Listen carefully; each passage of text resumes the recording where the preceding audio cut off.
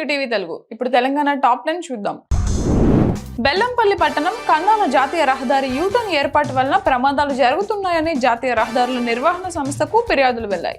దీంతో అధికారులు వచ్చి విచారణ చేపట్టారు. ఈ క్రమంలో తిరుమల హిల్స్ లో నివాసం ఉంటున్న ప్రజలు వచ్చి అధికారులతో వాగ్వాదానికి దిగారు. యూటర్న్ మూసివేయొద్దని డిమాండ్ చేశారు. భూపాలపల్లి నియోజకవర్గం గణపురం మండలం దుబ్బపల్లి గ్రామ శివారులోని మోరంచ వాగుతో వర్షాకాలంలో పంటలు మునగకుండా తగు జాగ్రత్తలు తీసుకోవాలని భూపాలపల్లి ఎమ్మెల్యే గండ్ర సత్యనారాయణరావు జెన్కో అధికారులకు సూచించారు. జిల్లా కలెక్టర్ భావేష్ మిశ్రా, జెన్కో సిఈ ఇతర అధికారులతో కలిసి ముంపు పంటలను పరిశీలించారు. భారీ వర్షాలతో మోరంచపల్లి గ్రామం మునగకుండా చర్యలు చేపట్టాలని సూచించారు. బీబీనగర్ మండలం కొండమడుగు ప్రభుత్వ పాఠశాలలో ప్రొఫెసర్ జయశంకర్ బడిబాట కార్యక్రమం జరిగింది. సామూహిక అక్షరాభ్యాసంలో భువనగిరి ఎంపీ చామల కిరణ్ కుమార్ రెడ్డి, ఎమ్మెల్యే కుంభం అనిల్ కుమార్ రెడ్డి పాల్గొన్నారు. ప్రభుత్వ పాఠశాలలో నాణ్యమైన విద్య అందుతోందని ఎంపీ చామల, ఎమ్మెల్యే కుంభం అనిల్ కుమార్ రెడ్డి అన్నారు. ఈ కార్యక్రమంలో పాఠశాల ఉపాధ్యాయులు, నాయకులు, కార్యకర్తలు పాల్గొన్నారు.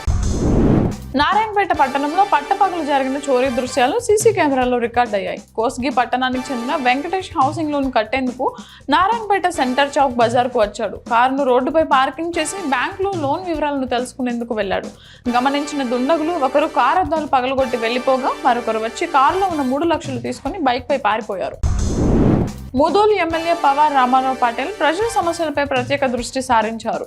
బైంస పట్టణంలోని ఆయన నివాసంలో నియోజకవర్గంలోని పలు గ్రామాల నుండి ప్రజలు వచ్చి తమ సమస్యలను విన్నవించారు. నేరుగా ప్రజలు వచ్చి తమ సమస్యలను తెలియజేయడంతో ఎమ్మెల్యే వెంటనే స్పందిస్తూ అధికారులతో మాట్లాడి సమస్యలను పరిష్కారం అయ్యేలా చొరవ చూపుతానన్నారు.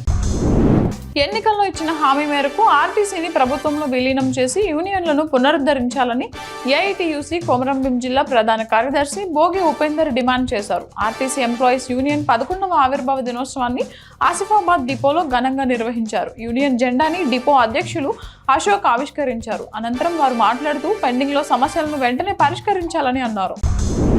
ఖమ్మం జిల్లా మధుర పట్టణంలో మధుర టౌన్ సబ్ ఇన్స్పెక్టర్ సంధ్య ఆధ్వర్యంలో నిషేధిత గుట్కా ప్యాకెట్లపై తనిఖీ చేపట్టారు.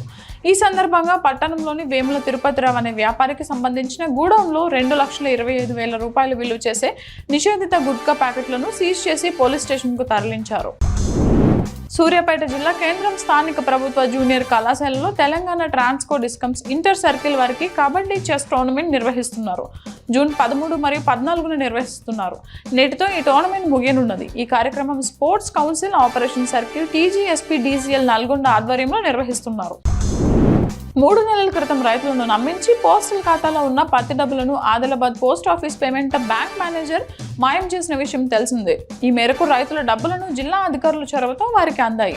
పోస్ట్ ఆఫీసులో ఏర్పాటు చేసిన కార్యక్రమంలో జిల్లా కలెక్టర్ రాజేష్, ఎమ్మెల్యే పాయల్ శంకర్ బాధిత రైతులకు నగదు అందజేశారు. ఆన్లైన్ మోసాల పట్ల అప్రమత్తంగా ఉండాలని ఈ సందర్భంగా సూచించారు.